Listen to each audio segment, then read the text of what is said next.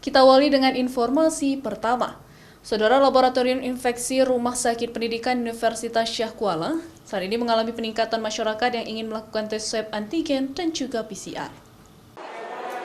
Peningkatan masyarakat untuk melakukan tes swab antigen maupun PCR disampaikan Direktur Rumah Sakit Pendidikan Universitas Syah Kuala Iflan Naufal.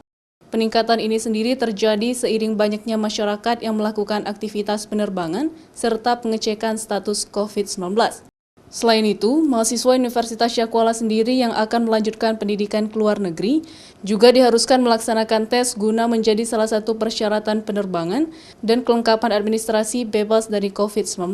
Kalau untuk swab antigen justru meningkat, ya, karena orang sudah mobilisasi, warga kita sini sudah mulai tinggi, ya, jadi meningkat. Setiap hari ada yang melakukan pemeriksaan antigen untuk kelengkapan penerbangan.